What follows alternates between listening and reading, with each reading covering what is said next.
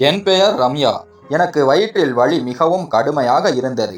என் உடம்பை யாரோ இழுப்பது போல, வயிற்றுக்குள் ஏதோ உராய்வது போல் இருந்தது. நான் முழு சக்தியாக கத்திக் கொண்டிருந்தேன். என் வாயில் யாரோ கை வைத்திருந்தார்கள். அவருடைய முகம் பயத்தால் வெளுத்து போயிருந்தது. கண்களில் கண்ணீர் ததும்பிக் கொண்டிருந்தது. அவர் தொடர்ந்து என்னை அமைதியாக இருக்க சைகை செய்தார். என் குரல் கேட்டால் எனக்கு பிரச்சனை வரும் என்பது போல. என் அப்பா மிகவும் கோபம் உள்ளவர். மரியாதை என்ற பெயரில் எதையும் செய்து விடுவார். திருமணம் ஆகாமல் நான் அம்மா ஆக போகிறேன் என்று அவருக்கு தெரிந்தால் என்னை கொல்ல ஒரு நொடி கூட தயங்க மாட்டார் என்பது எனக்கு தெரியும். அதே சமயம் என் அம்மா, அவர் என் உடம்பை மட்டுமல்ல, என் ஆத்மாவையும் கூட வெளியே இழுத்து கொண்டிருந்தார். என் முழு உடம்பும் உடைந்து போயிருந்தது. வயிற்றில் வலியின் கடுமையான அலைகள் தாங்க முடியவில்லை. நான் இங்கே எப்படி வந்தேன்? இது ஏன் நடக்கிறது என்று புரியவில்லை. என் உடலில் இருந்து வாழ்க்கையின் வர்ணங்கள் அடியோடு மறைந்து போயின. பிறகு அந்த தருணம் வந்தது. வலி என் தாங்கும் திறனை மீறிவிட்டது. நான் கத்தினேன், அழுதேன். பிறகு எல்லாம் கருப்பாக மாறியது. கண்களை திறந்தபோது என் சுற்றுப்புறம் முழுவதுமே மாறிப்போயிருந்தது. நான் ஒரு நடைபாதையில் அழுக்கடைந்த போர்வையில் படுத்திருந்தேன். என் அருகில் ஒரு சிறிய குழந்தை கிடந்தது. அது என் மார்போடு ஒட்டி கொண்டிருந்தது. பசியால் அழுது கொண்டிருந்தது. என் உடம்பில் பழைய துணிகள் தலை சுற்றியது. மக்கள் என்னை வெறித்து பார்த்தனர். சிலர் இரக்கப்பட்டனர், சிலர் வெறுப்புடன் பார்த்தனர். ஒருவர் என் அருகில் சில பணத்தாள்களை வைத்தார். மற்றொருவர் உணவு பொட்டலம் கொடுத்தார். நான் வெட்கத்தில் தரையில் புதைந்து போக விரும்பினேன். நான் எங்கே வந்துவிட்டேன்? இதுதானா என் வாழ்க்கை? இது வேறு யாருடைய தண்டனையா? அதை நான் அனுபவிக்க வந்திருக்கிறேனா என யோசித்தேன். குழந்தை மிகவும் பலவீனமாக இருந்தது. அதன் மூச்சு மெதுவாக வந்து கொண்டிருந்தது. நடுங்கும் கைகளால் அதை எடுத்தேன். அதன் கண்கள் என்னை கேள்வி கேட்டன. அம்மா, நீ யார்? நானும் அதே கேள்வியை என்னை தானே கேட்டுக்கொண்டேன். நான் இங்கே எப்படி வந்தேன்? எனக்கு எதுவும் தெரியாது. நினைவுகளே இல்லை. யார் என்னை தொட்டார்? யார் இருந்தார்? யார் என் வாழ்க்கையின் அமைதியை திருடினார்? என் மனதில் ஒரு மங்கலான இரவு மட்டும் தெரிந்தது. சில முகங்கள், சிரிப்பு, ஒரு டான்ஸ் கிளப், பிறகு இருள். அதற்கு பிறகு எதுவும் நினைவில் இல்லை. நான் எப்படி அம்மா ஆனேன்? யார் அந்த மனிதன்? அந்த குழந்தையை நான் பெற்றெடுத்தேனா? ஆனால் நான் என்னுடைய உண்மையை பற்றியே அறியாதவள். குளிரில் உடல் நடுங்கியது. குழந்தையை சுற்றி என் மார்போடு அணைத்து கொண்டேன். மக்களின் பார்வைகள் குத்தியது. நான் ஏதோ குற்றவாளி போல் உணர்ந்தேன்.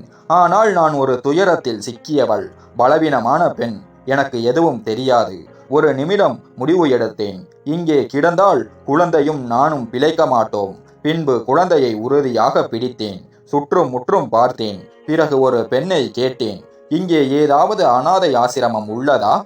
அவள் ஒரு முகவரியை காட்டினாள். நான் நடந்தேன், வெறும் கால்களில், கண்ணீரில், நெஞ்சு வலியில்.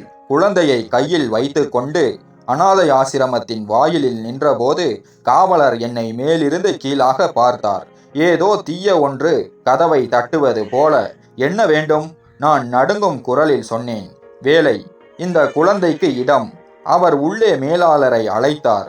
அங்கிருந்த முதல்வர் ஒரு வயதான பெண். முகத்தில் கோபம், ஆனால் கண்களில் சிறிது மென்மை. இது உங்கள் குழந்தையா? நான் தலையாட்டினேன். உன் குழந்தை பெயர் என்ன? என் குழந்தையின் பெயர்... என் உதடுகளில் எந்த பெயரும் வரவில்லை. நான் என்ன பெயர் சொல்வது? யாருடைய பெயரில் சொல்வது? இறுதியாக திக்குமுக்காடி ரோஷினி, ரோஷினி என்று வைத்துக் கொள்கிறேன். ஏனென்றால் இந்த இருளில் அதுதான் என் சிறிய ஒளி. அந்த வயதான பெண் எனக்கு ஒரு சிறிய அறையில் இடம் கொடுத்தார். சுத்தம் செய்யும் வேலையும் கொடுத்தார். நான் நாள் முழுவதும் வேலை செய்தேன். பின்பு ரோஷினியை வலுக்கட்டாயமாக எழுப்பி மார்போடு அணைத்துக் கொள்வேன். ரோஷினி இப்போது பெரியவளாகி வந்தாள். அவள் கண்களில் என் மனதில் எங்கோ மறைந்து கிடந்த அதே நிறம் இருந்தது. சில நேரங்களில் நான் நினைப்பேன், அந்த மனிதன் என் முன் வந்துவிட்டால் நான் அவனை அடையாளம் கண்டு கொள்வேனோ? ஆனால் நான் பேச முடியுமா? பழி வாங்க முடியுமா? அல்லது வாய் மூடி இதையெல்லாம் சகித்து கொண்டிருக்க வேண்டுமா என்றெல்லாம் யோசிப்பேன். நேரத்தின் முள் பின்னோக்கி சுழலத் தொடங்கியது போல் இருந்தது. அனாதை ஆசிரமத்தில் தரையில் உட்கார்ந்து ரோஷினியை மடியில் வைத்து பால் கொடுத்து கொண்டிருந்த போது என் மனதில் ஒவ்வொரு கணமும் மீண்டும் மீண்டும் எழுந்தது. என் வாழ்க்கையின் பாதையை மாற்றிய அந்த இரவு, எல்லாம் சிதறிய அந்த தருணம். நான் கல்லூரி ஹாஸ்டலில் தங்கியிருந்தேன். படிப்பு நன்றாக இருந்தது. அம்மா அப்பா மகிழ்ச்சியாக இருந்தனர். எனக்கு அதிக சுதந்திரம் இல்லை, ஆனால் கனவுகள் காண அனுமதி இருந்தது. ஹாஸ்டல் பெண்கள் சில நேரங்களில் பார்ட்டி செய்வார்கள். நான் வழக்கமாக அவர்களிடமிருந்து தூரம் இருப்பேன். ஆனால் அன்று வா, எதுவும் ஆகாது என்று சொல்லவும் நான் சம்மதித்தேன். உள்ளூர நானும் சாதாரண வாழ்க்கையின் சுவையை அனுபவிக்க வேண்டும் என்று விரும்பினேன் போல. அது ஒரு சாதாரண இரவாக இருந்தது. என் வாழ்க்கையின் கடைசி அமைதியான இரவாகவும் இருந்தது. பார்ட்டி ஒரு பெரிய அறையில் நடந்தது. இசை ஒலித்து கொண்டிருந்தது. பெண்களும் ஆண்களும் நடனமாடிக் கொண்டிருந்தனர். எல்லாம் மகிழ்ச்சியாக இருந்தது. நான் ஒரு மூலையில் உட்கார்ந்து கையில் ஒரு குளிர் பானத்துடன் சுற்று பார்த்து கொண்டிருந்தேன். யாரும் வலுக்கட்டாயமாக எதுவும் செய்யவில்லை. ஆனால் ஒரு பெண் வந்து, இதை குடி, இது ஸ்பெஷல் ஜூஸ் என்றாள். நான் தயங்கியபடி அருந்தினேன். அதன் சுவையை நாக்கில் உணர்ந்தேன். அங்கு எல்லோரும் மகிழ்ச்சியாக இருந்தனர். நானும் குடித்தேன். பிறகு எல்லாம் மங்களாகவே தெரிய ஆரம்பித்தது. அந்த அறை சுற்றியது. சப்தங்கள் தொலைவில் மறைந்தன. கண்களை திறந்தபோது நான் முற்றிலும் தனியாக இருந்தேன். அறை காலியாக இருந்தது. படுக்கையின் போர்வைகள் களைந்தபடி இருந்தன. என் உடம்பில் துணிகளும் சிதறி மாற்றத்துடன் தெரிந்தன. கண்கள் வீங்கி இருந்தன. உடல் வலியால் மூழ்கி இருந்தது. நான் சத்தம் போட விரும்பினேன். ஆனால் குரல் தொண்டையில் அடைப்பாக இருந்தது. என் உடலில் காயங்கள் இல்லை, ஆனால் என் ஆத்மாவில் காயங்கள் படிந்துவிட்டன. துணிகளை சரியாக அணிந்து மெதுவாக அறையிலிருந்து வெளியே வந்தேன். யாரும் கேள்வி கேட்கவில்லை, யாரும் தடுக்கவில்லை. நான் ஹாஸ்டல் அறைக்குள் சென்று தன்னை மூடிக்கொண்டேன். கண்ணாடி முன் நின்று என்னை பார்த்தேன். கண்களை திறந்தேன். முகம் வெளிரி இருந்தது. நான் எனக்கே அந்நியமாகி விட்டது போல் இருந்தது. அடுத்த நாள் காய்ச்சல் வந்தது. நான் வகுப்புக்கு செல்லவில்லை. எல்லோரும் நான் நோய்வாய்ப்பட்டு விட்டேன் என்று நினைத்தனர். ஆனால் உள்ளே நான் அழிந்து விட்டேன். சில நாட்கள் கடந்தன. நான் யாரிடமும் பேசவில்லை. என்ன சொல்வது? என்னிடம் என்ன ஆதாரம் இருந்தது? யார் கேட்பார்கள்?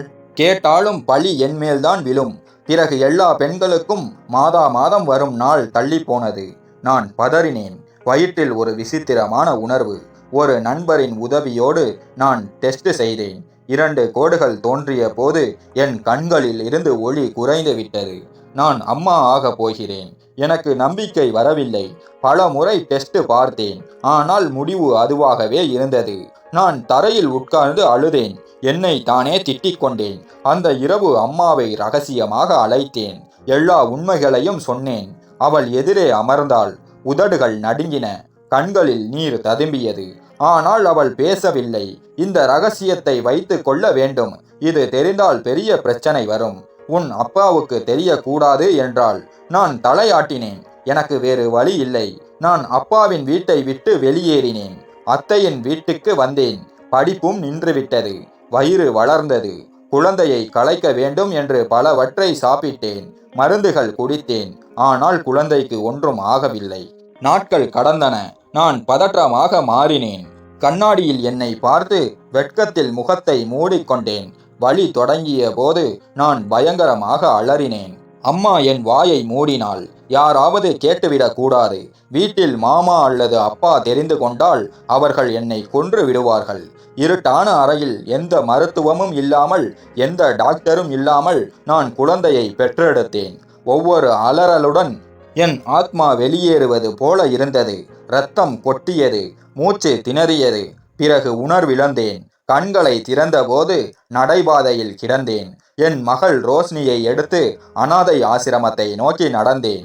என் முன் ஒரு கடினமான சோதனை காத்திருந்தது. இப்போது அந்த ரோஷினிதான் எனக்கு ஒளியாக இருந்தாள். ஆனால் என்னை அழித்தவன் யார்? நான் அழிக்கப்பட்டவள். அனாதை ஆசிரமத்தின் சுவர்களின் ஈரம் கசிந்தது. மேல் கூரையில் இருந்து தண்ணீர் சொட்டியது. ஆனால் இதயத்தில் இருந்த வலி அனைத்தையும் விட ஆழமானது. ரோஷினி அடிக்கடி நோய்வாய்ப்பட்டாள். அனாதை ஆசிரமத்தின் தாய்மார்கள் அவளை சில நேரம் திட்டுவார்கள், சில நேரம் இரக்கம் காட்டுவார்கள். இந்த குழந்தை உன் பொறுப்பு, இங்கிருந்து அழைத்துச் செல் என்று சொல்லிவிட்டு விரட்டுவார்கள். நான் மௌனமாக இருப்பேன். மனதில் வெறுமை வளர்ந்து கொண்டே இருக்கும். மருத்துவமனைக்கு பணம் இல்லாத நாட்களில் நான் தெருக்களில் சென்று பிச்சைக்காரர்களுடன் உட்காருவேன். 200க்காக ஒரு நோயாளியின் முன் குனிந்து குழந்தைக்கு மருந்து வேண்டும் என்று கெஞ்சுவேன். அவர்கள் 10 ரூபாய் அல்லது 20 ரூபாய் கொடுத்து என்னை தள்ளி விடுவார்கள். நான் ஏதோ தொற்று நோய் உள்ளவள் போல என் மரியாதை, என் வாய், என் உடல் எல்லாமே காலத்தால் கிழிக்கப்பட்டு விட்டன. இப்போது நான் ஒரு ஊமையான உயிரற்றவள். ஒவ்வொரு கணமும் அழுகிறேன். ஆனால் யாரும் கேட்பதில்லை. ரோஷ்னியின் முகத்தில் வியர்வை துளிர்த்ததால், அவள் கண்கள் விழித்ததால் நான் பைத்தியம் போல் ஆகிவிட்டேன். இந்த குழந்தை ஏன் தண்டனை அனுபவிக்கிறாள்? அவள் என்ன பாவம் செய்தாள் என்று கேட்பேன். ஆனால் கேள்விகளுக்கு பதில் இல்லை. கண்ணாடியில் என்னை பார்க்கும்போது அதே வீங்கிய கண்கள், சிதறிய முடிகள். நேரம் என் முகத்தில் விஷத்தை தீண்டிவிட்டது. என்னை அழித்தவனின் முகத்தை நினைவு கூற முயற்சிப்பேன். ஒரு சிரிப்பு, ஒரு கணம் ஏதாவது நினைவுக்கு வரும் என்று நினைப்பேன். ஆனால் ஒன்றுமில்லை. ஒரு மௌனம் மட்டுமே. ஒரு இருள் என் மனதின் கதவுகளை மூடிவிட்டன. பல நாட்கள் உணவின்றி கழிந்தன. ரோஷ்னிக்காக சிறிது அரிசியை ரகசியமாக வைத்திருப்பேன். நான் பட்டினி கிடப்பேன். ஒரு முறை அவள் கடுமையாக நோய்வாய்ப்பட்டாள். காய்ச்சலில் நடுங்கினாள். நான் முழு நகரத்திலும் மருந்து கடைகளை சுற்றினேன். ஒருவர் இறக்கப்பட்டு பழைய மாத்திரைகளை கொடுத்தார். நான் அவற்றை எடுத்து என் குழந்தையிடம் ஓடினேன். வெறும் கால்களில் உள்ள புண்களை பற்றி கூட கவலைப்படவில்லை. ரோஷ்னியின் மூச்சு தடைபட ஆரம்பித்த போது நான் மருந்து கொடுத்தேன். அப்போது அவள் மீண்டும் உயிர் பெற்றவள் போல் இருந்தாள். அந்த இரவு நான் மேலே போய் வானத்தை பார்த்தேன். நிலவை பார்த்தேன். ஊமையாக அழுதேன். அதே நிலவு, அதே வானம். அதன் கீழே என் வாழ்க்கை அழிக்கப்பட்டது. இப்போது அது என் மகளின் மூச்சுக்கு சாட்சியாக இருந்தது. பின்பு அனாதை ஆசிரமத்தில் இருந்து சில குழந்தைகளுக்கு சில பாடம் கற்றுக் கொடுத்தேன். அவர்களின் விதி என் மகளை விட சிறப்பாக இருக்கும் என்று நினைத்தேன். அவர்களின் தாய்மார்கள் அவர்களை விட்டுவிட்டார்கள். உலகம் அவர்களிடமிருந்து எல்லாம் களவாடிவிட்டது. என்னை போன்ற தாய்மார்கள் தங்களையே தோற்கடித்தவர்கள் அல்லது சூழ்நிலைகளால் தோற்கடிக்கப்பட்டவர்கள். நான் அவர்களின் என்னை கண்டேன். நானும் என் குழந்தையை இப்படி விட்டுவிடுவேனோ என்று எண்ணினேன். ஆம், என் அம்மா என்னையும் குழந்தையையும் தெருவில் வீசி எறிந்தாள். ஏனென்றால் நான் ஒரு பெண் குழந்தையை பெற்றெடுத்தேன். அது எங்கள் குடும்பத்தின் மரியாதையை கெடுத்தது. எனக்கு சகோதரர்களும் சகோதரிகளும் இருந்தனர். அவர்களின் திருமணங்கள் நின்றிருக்கலாம். என் அப்பாவுக்கு சமூகத்தில் நல்ல பெயர் இருந்தது. அது பாழாகிவிடும். அதனால் தான் என்னை தெருவில் வீசினார்கள். ஆனால் இப்போது என்னை அழித்தவர்கள் என் அம்மா அப்பா அல்ல. நானே இதற்கு பொறுப்பு. நான் என்னுள் ஒரு மௌனத்தை வைத்திருந்தேன். என் அம்மா நலமாக இருப்பார்கள். சுவர்கள் மட்டுமே என் கவலைகளை கேட்டன. வேறு யாருக்கு என்னை பற்றிய கவலை? எனக்கு என்ன நடந்தது? யாரும் கேட்கவில்லை. யாரும் தடுக்கவில்லை. இப்போது நானே ஒரு தாய். ஒரு தாயின் வலியை புரிந்து கொள்ள முடியும். நான் என் வயதை எண்ணி பார்த்ததில்லை. ஆனால் ரோஷ்னியின் முகத்தில் காலத்தின் அடையாளம் தெரிந்தது. அவள் படித்து கொண்டிருந்தாள். என் குழந்தை, என் உலகம். அவளின் கேள்விகள் பெருகின. அம்மா, அப்பா எங்கே என்று கேட்பாள். நான் பார்வையை திருப்புவேன். நான் விரும்பினேன். அவள் ஒரு உலகத்தில் வாழ வேண்டும். அங்கு அப்பா ஒரு கனவு, ஒரு படம். ஏனெனில் உண்மை துன்பத்தை விட பயங்கரமானது. நான் அவளை காப்பாற்ற விரும்பினேன். அந்த உண்மையில் இருந்து அது என்னை உள்ளேயே விழுங்கிவிட்டது. ரோஷ்னியின் கண்களில் சில நேரங்களில் ஒரு பிரகாசம் தோன்றும். அவள் இந்த உலகத்தில் இருந்து வெளியே இருப்பது போல. அவள் என் காயங்களால் உருவாகவில்லை, என் பொறுமையால் உருவானவள். அனாதை ஆசிரமத்தில் சில பெரிய மனிதர்கள் வருகை தந்தனர். அவர்கள் ஆசிரமத்தை பற்றி கவலைப்படுபவர்கள். மேலாளர் எங்களை தயாராக இருக்கச் சொன்னார். நான் கேட்டபோது, இவர் தொடர்ந்து இங்கு வருகிறார். இவர் பெயர் சிவம் என்று சொன்னார். ஆசிரமம் முழுவதும் ஒரு மின்னல் பாய்ந்தது போல இருந்தது. எல்லோரின் முகங்களும் ஆச்சரியத்தால் மாறின. நான் ஒருவரிடம் கேட்டேன், இவர் யார்? பதில் கிடைத்தது. இவருக்கு வெளிநாட்டில் பல ட்ரஸ்டுகள் உண்டு. மிகவும் பிரபலமானவர். ஊடகங்கள் எல்லாம் இவரை பற்றி பேசும் என்றார்கள். நான் நினைத்தேன், சரி, மற்றவர்கள் வருவது போலதான் இவரும் வருவார். புன்னகையுடன், குழந்தையுடன் பேசுவார். சில படங்கள் எடுப்பார். பிறகு போய்விடுவார் என்று நினைத்தேன். என் வாழ்க்கை ஏற்கனவே படங்களின் பின்னால் அடக்கப்பட்டு விட்டது. இவர் என்ன மாற்றம் செய்ய முடியும்? குழந்தைகள் வரிசையாக நின்றனர். ரோஷ்னி என் மடியில் இருந்தாள். நான் அறியாமல் என் சிரிப்பில் மூழ்கி இருந்தேன். அவளை தரையில் நிற்க வைத்தேன். அவள் நடுங்கினாள். என் பக்கத்தில் ஒட்டி கொண்டாள். நான் மெதுவாக சொன்னேன், சில நிமிடங்கள் மட்டுமே. பிறகு நாம் நம் அறைக்கு செல்வோம் என்று மகளிடம் கூறினேன். இதயத்தில் அமைதியின்மை. ஆனால் நான் அதை அடக்கி என்னை தேற்றினேன். இது சாதாரண விஷயம் என்று. பிறகு கதவு திறந்தது. அவர் உள்ளே நுழைந்தார். சிவம் கோட் சூட்டில் தோளில் ஒரு பெரிய பையுடன் வந்திருந்தார். அந்த முகத்தில் புன்னகை, ஆனால் கண்களில் ஒரு பிரதிபலிப்பு. அது எங்கோ பார்த்தது போன்ற ஒரு பார்வை. நான் பார்த்ததும் என் உடம்பு மரத்து போனது. என் கண்கள் கண்டதை மனம் ஏற்க மறுத்தது. ஆனால் இதயம் ஏதோ சொல்வது போல இருந்தது. ஒரு கணம் நான் கண்ணாடியில் பார்ப்பது போல தோன்றியது. ரோஷினியின் முகம் அவருடைய முகத்தில் முழுமையாக பதிந்திருந்தது. அதே கண்கள், அதே மூக்கு, அதே நெற்றி. நான் என்னை தட்டி விட்டேன். இது மனதின் விளையாட்டாக இருக்கலாம் என்று நினைத்தேன். ஆனால் பிறகு அவர் நேரடியாக என்னை பார்த்தார். எங்களுக்கு இடையே யாரும் இல்லை. என் பார்வை அவர் முகத்தில் ஒட்டிக்கொண்டது. அவருடைய பார்வை என் மகள் மீது விழுந்தது. ரோஷினி விளையாடி கொண்டே சிறிது தூரம் சென்று விட்டாள். சிவம் சில படிகள் முன்னேறி அங்கேயே நின்றார். ரோஷினியை பார்த்தார். பல ஆண்டுகளாக தேடியவர் போல. பிறகு எந்த கேள்வியும் இல்லாமல் அவளை தூக்கி எடுத்தார். ரோஷினி முதலில் பயந்தாள். பிறகு விரைவில் அவர் மடியில் ஆறுதல் அடைந்தாள். நான் உடனே முன்னேறினேன். ஏதோ சொல்ல போனேன். ஆனால் என் வாயை அடைத்து கொண்டேன். காற்று நின்று விட்டது போல, நேரம் உடைந்து விட்டது போல. எல்லோரும் கை தட்டினர். குழந்தைகள் மகிழ்ச்சியில் கூச்சலிட்டனர். தாய்மார்கள் புகைப்படம் எடுப்பதில் பிஸியாக இருந்தனர். நான் மட்டும் கல்லாக நின்றேன். என் கண்கள் அவர் முகத்தை விட்டு விலகவில்லை. அவர் ரோஷினியின் நெற்றியை முத்தமிட்டார். அவருடைய விரல்கள் அவளுடைய கன்னங்களை தொட்டன. பல ஆண்டுகளின் உறவு போல. பிறகு திடீரென அவர் தலையை உயர்த்தி என்னை பார்த்தார். எங்கள் கண்கள் சிந்தித்தன. ஒரு திடுக்கிடும் உணர்வு. அவர் ஏதோ ஞாபகப்படுத்த முயற்சிப்பது போல. அவருக்கு ஏதோ நினைவிருக்கிறதா? நான் விரைவாக தலையை கவிழ்த்தேன். என் இதய துடிப்பு வேகமாகியது. நெற்றியில் வியர்வை. நான் புரிந்து கொண்டேன். அவருக்கு புரிந்திருக்கும். இந்த குழந்தை. நான் மீண்டும் என்னை தட்டி கொண்டேன். இது சாத்தியமில்லை. இது ஒரு தற்செயல் நிகழ்வு. ஆனால் இதயம் வேறு கதை சொன்னது. நிகழ்ச்சி முடிந்தது. அவர் எல்லா குழந்தைகளையும் சந்தித்து விட்டார். ஆனால் ரோஷினியுடன் நீண்ட நேரம் இருந்தார். நான் அவளை விரைவாக என் மார்போடு அணைத்து கொண்டேன். அவள் என்னிடம் ஒட்டி கொண்டாள். அம்மா, அந்த அங்கிள் நல்லவர். அவர் மனம் அப்பாவை போல இருந்தது என்றாள். என் இதயம் ஒரு கணம் நின்றது. அப்பா போல். அவள் ஒருபோதும் அவள் தந்தையை சந்தித்ததே இல்லை. இந்த வார்த்தை எங்கிருந்து வந்தது? விதி அவளுக்காக ஏதோ சைகை அனுப்பியதா? அன்று இரவு முழுவதும் எனக்கு தூக்கம் வரவில்லை. சிவமின் முகம் என் கண்களுக்கு முன்னால் தோன்றியது. அதே கண்கள், அதே முக அமைப்பு. ரோஷினியின் முகத்தில் நான் பார்த்தது. இப்போது இதயம் நம்ப மறுக்கிறது. ஆனால் மனம் கேள்வி கேட்டது. அவர்தான் என்றால் ஏன் அவருக்கு எதுவும் நினைவில் இல்லை? ஆனால் நினைவில் இருந்தால் அவர் என்ன விரும்புகிறார்? இது என் வாழ்க்கையின் 2வது அத்தியாயம். நான் ரோஷினியை எடுத்து முத்தமிட்டேன். ஒரு முடிவை எடுத்தேன். நான் இனி மௌனமாக இருக்க மாட்டேன்.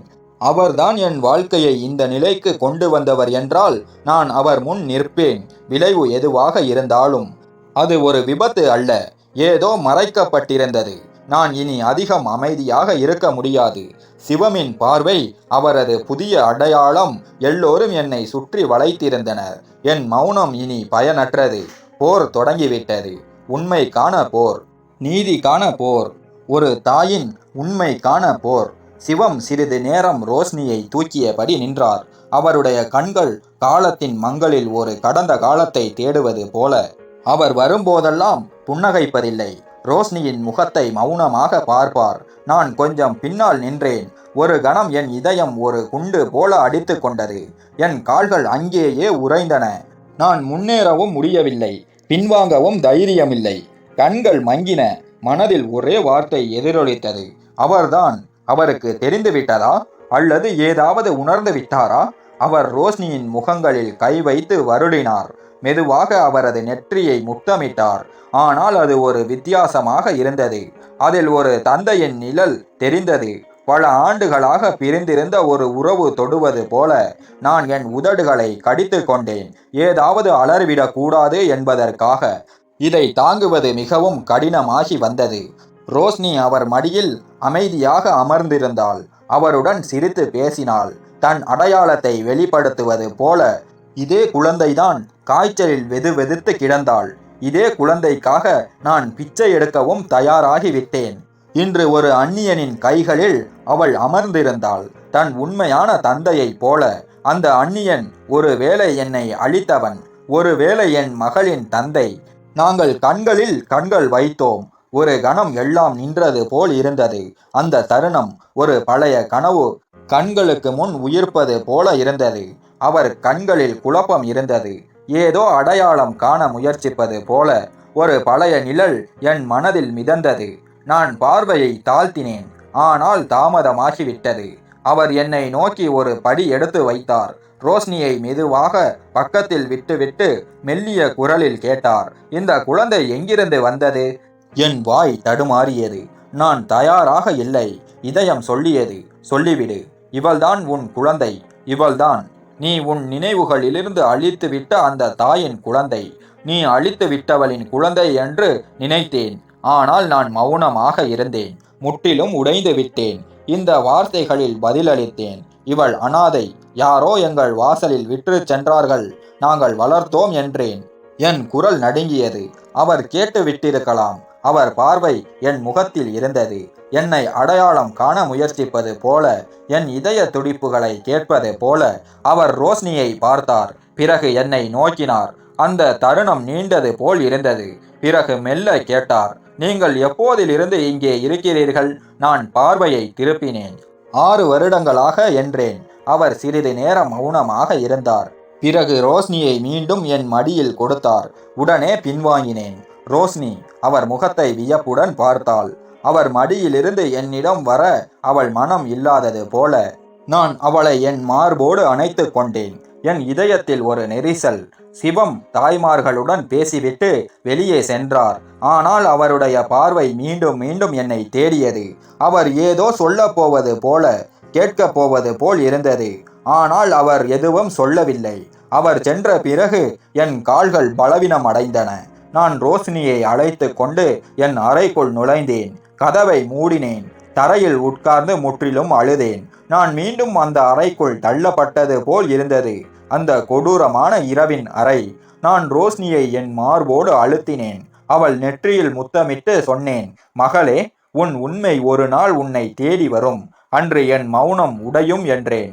அடுத்த நாள் அங்கு உள்ள தாய்மார்கள் என்னிடம் சொன்னார்கள், சிவம் உன் வேலையை பாராட்டினார். உன்னை அனாதை ஆசிரமத்தின் பொறுப்பாளராக விரும்புகிறார். குழந்தைகளின் நிகழ்வுகளை கவனிக்க சொன்னார் என்றார்கள். நான் திடுக்கிட்டேன். இதயத்தில் அதே கலக்கம் மீண்டும் எழுந்தது. ஏன்? அவர் என்னை அறிய முயற்சிக்கிறாரா? அல்லது இது ஒரு உதவியா? அல்லது என் மேல் கண் வைக்க விரும்புகிறாரா? ஆனால் என்னிடம் பதில்கள் இல்லை. கேள்விகள் மட்டுமே இருந்தன. என் மனதில் கேள்விகளை புதைத்து வைத்திருந்தேன். குழந்தைகளுக்கு படிப்பறிவிக்க ஆரம்பித்தேன். கதைகள் சொல்ல ஆரம்பித்தேன். சிவம் அனாதை ஆசிரமத்திற்கு வருவது இப்போது ஒரு வழக்கமான நிகழ்வாக மாறியது. ஒவ்வொரு முறையும் அவர் ரோஷினியை தூக்கி எடுப்பார். என்னை பார்ப்பதை தவிர்ப்பார். ஆனால் நான் அறிவேன், அவரது பார்வை எப்போதும் என்னை தேடிக்கொண்டிருக்கும். தன்னை ஒரு மறந்த காட்சியில் காண முயல்வது போல. ஒரு நாள் அவர் என்னிடம் வந்தார். ஒரு அந்நியன் பேச்சை தொடங்குவது போல. நீங்கள் இங்கே எப்போதிருந்து இருக்கிறீர்கள்? நான் பதிலளித்தேன், ரோஷினி இருந்த நாள் முதல். அவர் தலையை குனிந்தார். இந்த குழந்தை வித்தியாசமானவள். ஏதோ ஒன்று இருக்கிறது. நான் மெதுவாக சொன்னேன், ஒவ்வொரு குழந்தையும் ஏதோ ஒரு நினைவின் அடையாளம் என்றேன். அவர் மௌனமானார். பிறகு நடந்தார். ஆனால் அவரது பாத சத்தம் நீண்ட நேரம் என் காதுகளில் ஒலித்தது. என் இதயத்தில் இப்போது பயம் மட்டுமல்ல, மீண்டும் எழுந்த வலியும் இருந்தது. அந்த இரவு நினைவுக்கு வந்தது. அந்த அறை, சிதறிய முடிகள், அவருடைய அடையாளம் என் கைகளில் இருந்தது. இந்த கேள்வி இப்போது ஒரு புண்ணாக உள்ளே ஆழ்ந்து கொண்டிருந்தது. அந்த புண் இனி மேலும் மூடி வைக்கப்படும் போது அழுகத் தொடங்கியது. இது விசித்திரமான விஷயம். ஒரு அந்நியனின் வலி, ஒரு மௌனம், 2 வார்த்தைகளும் இல்லாமல் ஒரு உறவு கட்டப்பட்டது. ஆனால் ஏற்றுக்கொள்ளும் இடம் எதுவும் இல்லை. ஏதோ நடக்கவிருக்கிறது என்று எனக்கு தெரியும். மனதின் திரை கிளியும். ஆனால் எப்போது? அப்போது நான் உயிரோடு இருப்பேனா? அல்லது மீண்டும் மிதிக்கப்படுவேனா? சிவமின் கண்களில் இருந்த கேள்வி என் உள்ளுணர்வில் கடந்த 5-6 ஆண்டுகளாக வேரூன்றி வளர்ந்து கொண்டிருந்தது. அவர் ரோஷினியை தூக்கும்போது, அவள் முகத்தை முத்தமிடும் போது என் இதய சுவர்கள் அதிர்ந்தன. நான் விரும்பினாலும் அவரது உதவியிலிருந்து விடுபட முடியவில்லை. ஒருவேளை அவர்தான் ஒரு கணத்தில் என் வாழ்க்கையை அளித்தவர். அன்று அவர் மௌனமாக நின்றார். ஏதோ கேட்க விரும்பினார், ஆனால் வார்த்தைகளை தேடினார். அவர் சென்ற பிறகு நான் தனியாக உட்கார்ந்திருந்தேன். ரோஷினி தூங்கிவிட்டாள். அவள் தூங்கும் முகத்தை பார்க்கையில் என் மூச்சு தடைபட்டு விட்டது. அதே கண்கள், அதே முகம், அதே சிரிப்பு, எல்லாம் சிவமை போலவே இருந்தன. காலம் என் புண்கள் மேல் மண்ணை போட்டு விட்டது. ஆனால் இப்போது அந்த மண் உதிர்ந்து கொண்டிருந்தது. அந்த மண்ணின் கீழ் புதைக்கப்பட்ட உண்மை இப்போது கத்த விரும்பியது. நினைவுகளை மூடி வைக்கலாம், அழிக்க முடியாது. அந்த இரவின் நினைவுகள் என் எண்ணங்களில் ஒட்டி கொண்டன. எனக்கு இந்த உண்மை இப்போது ஒரு கயிறாக மாறியிருந்தது. சிவம் அந்த நினைவை ஏற்க மறுத்தால் நான் என்ன செய்ய முடியும்? என்னிடம் ஆதாரங்கள் எதுவும் இல்லை. வீடியோ அல்லது பதிவுகள் எதுவும் இல்லை. என் மனதின் புண்களும் ரோஷினியுமே ஒரு ஆதாரம். அவளுடைய முகம் தினமும் என்னிடம் உண்மையை கூறிக்கொண்டிருந்தது. ஆனால் இந்த உண்மையை உலகத்திடம் சொல்ல முடியுமா? அவர் இதை ஒப்புக்கொள்வாரா? மாறாக என் மேல் குற்றம் சாட்டுவாரா? இரவின் அமைதியில் நான் என் மகளை மார்போடு அணைத்து தூங்குவேன். அவள் நெற்றியில் கை வைத்து நினைப்பேன், ஒருவேளை விதி நீதிக்கு ஒரு வழி வைத்திருக்கிறது. உண்மை தானே வெளிவரும். அந்த நாள் வெகு தொலைவில் இல்லை. நான் என்னுள் இருந்த பலவீனத்தை வலிமையாக மாற்ற ஆரம்பித்தேன். என்னை சமாளித்து கொண்டேன். குழந்தைகளுக்கு கற்பிக்க ஆரம்பித்தேன். ரோஷினியுடன் நாட்கள் கடந்தன. சிவம் வரும் ஒவ்வொரு முறையும் நான் என்னை பலப்படுத்திக் கொள்வேன். நாளை நான் உண்மையை சொல்ல வேண்டியிருந்தால் நான் தலை குனிய மாட்டேன். இப்போது நேரம் வந்துவிட்டது. நான் என்னிடம் இருந்து உண்மையை மறைப்பதை நிறுத்த வேண்டும். ஏனென்றால் மிக பெரிய பிரச்சனை உண்மை மறைக்கப்பட்டதல்ல, அதை அறிந்து கொள்ள யாரும் இல்லாத போது. ஆனால் இப்போது நான் நம்பிக்கை அடைய ஆரம்பித்தேன். அந்த தருணம் வரும். சிவம் என் முன் நிற்பார். நான் அவன் முன் என் புண்களை காட்டுவேன். சிவம் வாரத்தில் 2 அல்லது 3 முறை வந்து கொண்டிருந்தான். முதலில் 3-4 குழந்தைகளுடன் மட்டுமே நேரம் கழிப்பார். ஆனால் பிறகு அவரது ஆர்வம் ரோஷினியிடம் மட்டுமே அதிகமாக இருப்பது தெளிவாகியது. அவன் வந்தால் எல்லா குழந்தைகளையும் சந்திப்பான். ஆனால் ரோஷினிக்காக மட்டும் அழகான பரிசுகளை கொண்டு வருவான். வண்ணமயமான பொம்மைகள், புது உடைகள், சாக்லேட், சில சமயங்களில் கதை புத்தகங்கள். அவளை தூக்கி வைத்து கொள்வான். அவளுடன் விளையாடுவான். அவள் சிரிக்கும் ஒவ்வொரு சிரிப்புக்கும் முணங்குவான். பிறகு என்னை ஒரு ஆழமான பார்வையால் பார்ப்பான். கேள்விகள் நிறைந்த பார்வை. நான் என்னை தடுக்க முயற்சித்தேன். அவன் எவ்வளவு நெருக்கமாக வந்தாலும் நான் அவ்வளவு தூரம் பின்வாங்கினேன். ரோஷினியை என் பக்கத்தில் இழுத்து கொள்வேன். அவன் முன் ஒரு சுவராக மாறிவிடுவேன். எனக்கு நானே நினைவுபடுத்திக் கொள்வேன், இவன்தான் என் வாழ்க்கையை அளித்தவன். இவனை நம்பக்கூடாது. ஆனால் இதயம் அப்படியெல்லாம் கேட்குமா? குறிப்பாக எதிரே நிற்பவன் நாளுக்கு நாள் உன்னை நேசிக்கும் மனிதனாக மாறிய போது. சிவம் என் ஒவ்வொரு வார்த்தையையும் கேட்பான். குழந்தைகளின் பிரச்சனைகளில் ஆர்வத்தோடு ஈடுபடுவான். அடிக்கடி என்னை பற்றி மேலும் அறிய விரும்புவது போன்ற கேள்விகளை கேட்பான். ரோஷினிக்கு காய்ச்சல் வந்தது. எந்த மருந்தும் வேலை செய்யவில்லை. நீ எங்கே வரை படித்திருக்கிறாய்? இங்கே எப்படி வந்தாய்? நான் பெரும்பாலான கேள்விகளுக்கு குறைவாகவே பதிலளிப்பேன். என்னை தனியாக வைத்துக் கொள்வேன். ஆனால் உண்மை என்னவென்றால் என்னுள் ஒரு போர் நடந்து கொண்டிருந்தது. அவன் கண்களில் உண்மை தெரிந்தது. காலத்தால் பக்குவமான உண்மை, பொய்யை தாங்க முடியாத ஒன்று. அவன் என்னிடம் இருந்து எதையும் மறைக்கவில்லை.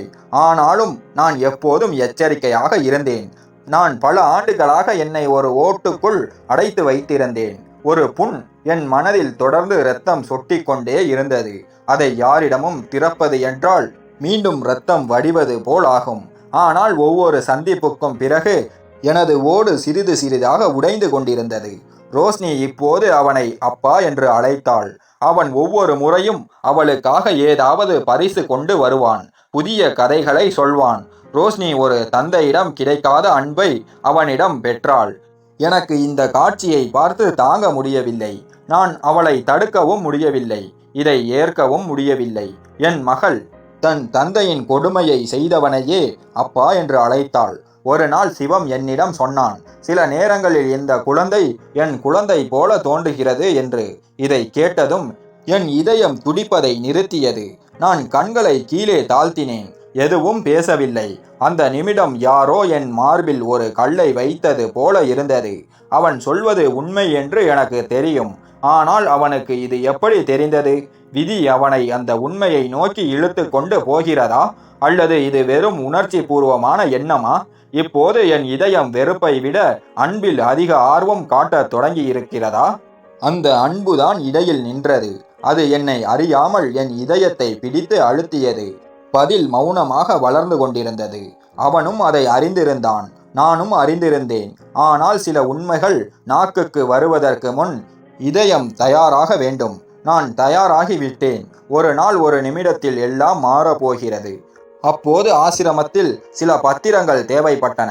வெளிநாட்டிலிருந்து வந்த பணத்தின் ரசீது இருந்தது. அதை ஒரு பெண் என்னிடம் சொன்னாள். ரம்யா, பழைய அலைமாரியை சரிபார். பல வருடங்களுக்கு முன்பான ரெக்கார்டு, ஒருவேளை அந்த ரசீது கிடைத்துவிடும் என்றாள். நான் மெதுவாக காகிதங்களை வரிசைப்படுத்த ஆரம்பித்தேன். பல கோப்புகள் பழுதடைந்திருந்தன. சிலவற்றில் பூச்சிகளின் தடயங்கள். சில பக்கங்கள் மறைந்திருந்தன. நான் ஒவ்வொன்றையும் தனியாக பிரித்தேன். ஒரு வெள்ளை நிற பத்திரம். அதில் யாரோ ஒரு பழைய தான தர்மத்தினரின் பெயர் எழுதப்பட்டிருந்தது. அந்த பத்திரத்தை திறந்தபோது நான் எதையும் சிறப்பாக நினைக்கவில்லை. ஆனால் சில பக்கங்களை புரட்டிய போது ஒரு வெள்ளை உரை என் கையில் வந்தது. அதில் மார்க்கரால் எழுதப்பட்டிருந்தது. சில சிவப்பு காகிதங்கள். யாரும் இதை பார்க்க கூடாது என்று. என் இதயம் வேகமாக அடித்து கொண்டது. ஆனால் நான் என் கையை நிறுத்தாமல் உரையை திறந்தேன். அந்த நிமிடம் என் கால்களுக்கு கீழே நிலம் நகர்ந்து விட்டது போல் இருந்தது. அந்த ரிப்போர்ட்டில் எழுதப்பட்டிருந்தது. நான் கவனமாக படித்தேன். என் கைகால்கள் நடுங்கியது. கண்கள் குளிர்ந்து போயின. உலகத்தின் ஒவ்வொரு ஓசையும் அடங்கியது போல் இருந்தது. அறை முழுவதும் மௌனம். ஆனால் என்னை சுற்றி எல்லாம் ஒரு ஆழமான அமைதியில் மூழ்கி இருந்தது. அந்த காகிதம் என் கைகளில் எரிந்து கொண்டிருந்தது. அந்த வார்த்தைகள் உள்ளே தீப்பொறிகள் கனன்று கொண்டிருந்தன.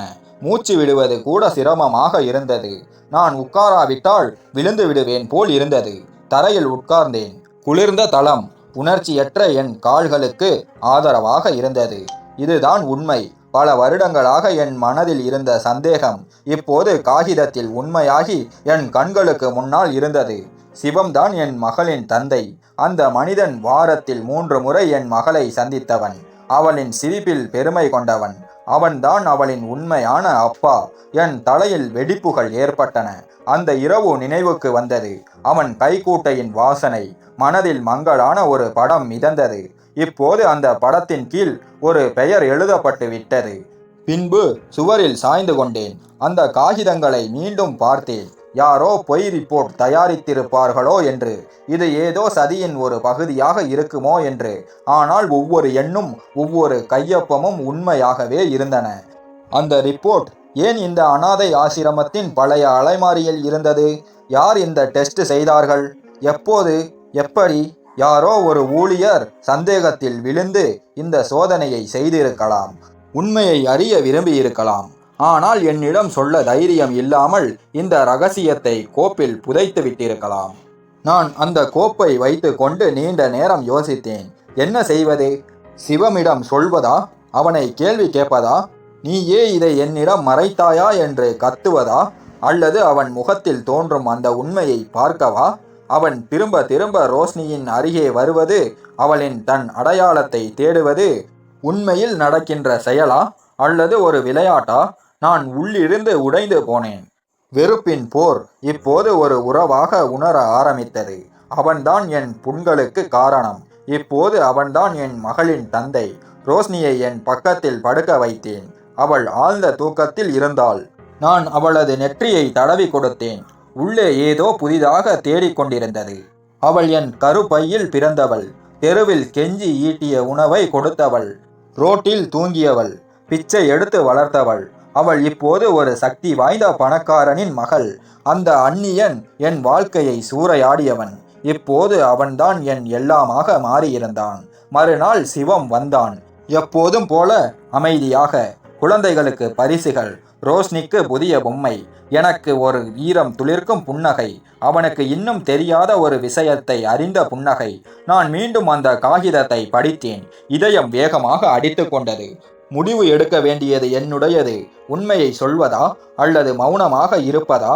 மீண்டும் அந்த கல்லறையை தோண்ட வேண்டி இருந்தது, என் அலறலை அடக்கம் செய்த இடத்தை. ஆனால் இந்த உண்மை இப்போது என்னுடையது மட்டுமல்ல, இது ரோஷினியுடையதும் கூட. காலத்துடன் மறைக்கப்பட்ட பொய்யின் உண்மை. நான் இப்போது கட்டுக்கடங்காதவளாகி விட்டேன். பேச வேண்டும் போல் இருந்தது. என் விரல்கள் அந்த ரிப்போர்ட்டை பிடித்து கொண்டிருந்தன. என் கண்கள் ஒரு முடிவை தேடிக் கொண்டிருந்தன. அந்த முடிவு என் வாழ்க்கையின் மிக கனமாக இருக்கும். ஆனால் நான் தயாராகிவிட்டேன். இப்போது ஒரே ஒரு படி மட்டுமே பாக்கி. எல்லாவற்றையும் வெளியே வைத்துவிட வேண்டும்.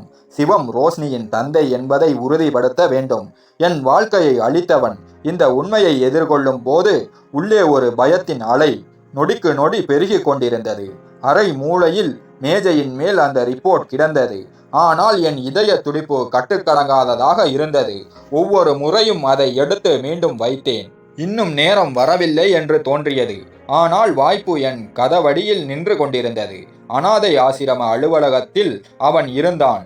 எப்போதும் போல அமைதியாக, கடுமையாக, தன் எண்ணங்களில் மூழ்கியவனாக. நான் அறைக்குள் நுழைந்தேன். கதவை மூடினேன். கையில் அந்த கோப்பு. என் படிகள் மெதுவாக இருந்தன. ஆனால் இதயத்தில் புயல். அவன் என் பக்கம் பார்த்தான். முதல் முறையாக அந்த பார்வையில் ஒரு உணர்வு தெரிந்தது. அந்த கோப்பு சாட்சியாக மாறிவிட்டது போல. நான் எதுவும் பேசவில்லை. கோப்பை அவன் முன் வைத்தேன். நாற்காலியை இழுத்து உட்கார்ந்தேன். அவன் சந்தேகத்துடன் என்னை பார்த்தான். பிறகு கோப்பை திறந்தான். சில நிமிடங்கள் பக்கங்களை புரட்டினான். அவன் முகத்தின் நிறம் மாறியது. திடீரென அவன் கண்கள் ஒரு இடத்தில் நின்றன. விரல்கள் DNA மேட்ச் என்ற எழுத்துக்கு மேல் நிலைத்தன. அவன் முகத்தில் அதிர்ச்சியின் குளிர் அலை உயர்ந்தது. மூச்சு ஆழமானது. நிமிர்ந்து உட்கார்ந்தான். ரிப்போர்ட்டை மீண்டும் கவனமாக படித்தான். பிறகு நாற்காலியில் சாய்ந்தான். முழுமையான மௌனம். அந்த ரிப்போர்ட் அவன் கால்களுக்கு கீழே இருந்த தரையை இழுத்துவிட்டது போல் இருந்தது. நான் அமைதியாக இருந்தேன். ஒரு வார்த்தையும் பேசவில்லை. இதயம் அடித்து கொண்டிருந்தது. ஆனால் உதடுகள் மூடி இருந்தன. கடைசியாக அவன் பேசினான், மிக மெல்லிய குரலில். எனக்கு நினைவில் இல்லை. அவன் கண்களில் நீர் துளிர்ந்தது. அந்த இரவு நான் போதையில் இருந்தேன். பார்ட்டியில் யாரோ குடிக்க வைத்து விட்டார்கள். நான் என்ன செய்தேன் என்று கூட தெரியவில்லை. யாருக்கு காயம் கொடுத்தேன் என்றும். என் உள்ளே பல வருடங்களாக அடைத்து வைத்திருந்த ஒரு தீ பற்றி எரிந்தது. அலறல்களால் செய்யப்பட்ட தீ. நான் கத்திக்கொண்டே எழுந்து நின்றேன். உனக்கு நினைவில் இல்லையா? ஒன்றும் நினைவில் இல்லையா? என் வாழ்க்கை, என் கற்பை, என் இருப்பின் ஒவ்வொரு வடு, அது எல்லாம் என்ன? நான் என் கையை உயர்த்தி அவன் முகத்தில் ஒரு சத்தமான அறை விட்டேன். அறை முழுவதும் அதிர்ந்தது. அவன் கீழே விழுந்தான். ஆனால் பதிலடி கொடுக்கவில்லை. கண்களை தரையில் பதித்தான். உன்னால் நான் ஒரு தெருவோர வாழ்க்கை வாழ வேண்டியதாயிற்று. நாட்கள் தெரு திண்ணைகளில் கழிந்தன. மக்களின் பார்வைகள், அவமானங்கள் எல்லாம் உனக்கு நினைவில் இல்லையா? என் குரல் தொண்டையில் சிக்கியது. ஆனால் பல வருடங்களின் வெறுமை வார்த்தைகளாக வெளியேறியது. அவள் உன் மடியில் ஆறுதல் தேடிக் கொண்டிருந்தாள். அந்த இரவின் கசப்பான இனிமையான உண்மை. நான் எல்லா பார்வைகளிலிருந்தும் அவளை காத்தேன். என் கௌரவத்தின் போரில் அவள் உன் மகள். அவன் அமைதியாக இருந்தான். பிறகு மெதுவாக எழுந்தான். என் அருகே வந்தான். ரோஷினி அலுவலக கதவருகே நின்று கொண்டிருந்தாள். அதிர்ந்து போய் எங்களை பார்த்து கொண்டிருந்தாள்.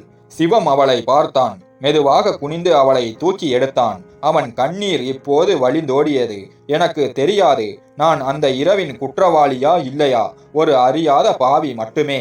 ஆனால் இந்த குழந்தை என்னுடையது என்றால் இனி அவள்தான் என் எல்லாம். அவன் குரல் நடுங்கியது. நான் உன் வாழ்க்கையை திருடி இருக்கலாம், ஆனால் அதை திரும்ப தர முடியாது. ஆனால் நான் ரோஷினியின் அப்பா. அவளுக்காக ஒவ்வொரு கடமையையும் நிறைவேற்றுவேன். நீ தனியாக சுமந்த எல்லாவற்றையும் நான் மாற்றிவிட விரும்புகிறேன். என் கண்ணீர் நிற்கவில்லை. அந்த காட்சி என் உள்ளே துன்பங்களின் மலை போல இருந்தது. பல வருடங்களின் வெறுப்பு. ஆனால் ஒரு கணத்தில் அவன் அன்பை சந்தித்து துகள்களாக உடைந்தது. இது காதலாக இருக்காது. ஆனால் ஒரு உண்மை இருந்தது. ஒரு தந்தை தன் குழந்தையை ஏற்க தயாராக இருந்தான். ஒரு மனிதன் தன் தவறின் சுமையை தாங்க பயப்படவில்லை. நான் விரும்பினால் அவனை மன்னிக்காமல் இருக்கலாம். ரோஷினியை அவனிடமிருந்து தூரம் வைக்கலாம். ஆனால் உண்மை இப்போது தன் இடத்தை பிடித்துவிட்டது. பொய்களும் மௌனங்களும் பயத்திற்கு மத்தியில் அவன் ரோஷினியை தூக்கியவாறு என்னிடம் சொன்னான். நான் உன்னிடம் எதுவும் கேட்கவில்லை. மன்னிப்பும் இல்லை. இரண்டாவது வாய்ப்பும் இல்லை. ஒன்று மட்டுமே, ரோஷினியின் வாழ்க்கையில் இருந்து என் உடனிருப்பை நீக்கிவிடாதே. அவர்களுக்கு என் நிழல் கிடைத்தால் போதும் என்றான். நான் கண்களை கீழே தாழ்த்தினேன். இதயம் ஏதோ சொல்ல தயங்கியது. நான் ஒரு தாய், புண்பட்டவள். ஆனால் இப்போது ஒரு உண்மையின் மருந்தால் அந்த புண் ஆறியிருந்தது. கதவை பார்த்தேன். ரோஷ்னி உள்ளே வந்து கொண்டிருந்தாள். உண்மை வெளிச்சத்தில் வரும்போது இருள் பின்வாங்கி விடுகிறது. இந்த உண்மை நம்மை அருகில் கொண்டு வராது போலிருந்தது. நாம் ஒருபோதும் ஒன்றாக இருப்பதில்லை. ஆனால் ரோஷ்னி இனி தனியாக இல்லை. அவளுக்கு அப்பா கிடைத்து விட்டான். நான் இனி ஒரு புண்பட்ட தாய் மட்டுமல்ல, ஒரு பெண். உண்மையை மறக்காமல் அதை எதிர்கொண்ட பெண். அவன் தன்னை என் கையில் ஒப்படைத்து விட்டான். நானும் எல்லாவற்றையும் மறைந்து அவனை ஏற்றுக்கொண்டேன். இத்துடன் கதை முடிந்தது. கதை பிடித்திருந்தால் லைக் செய்துவிட்டு மறக்காமல் நம் சேனலை சப்ஸ்கிரைப் செய்து கொள்ளுங்கள். நன்றி.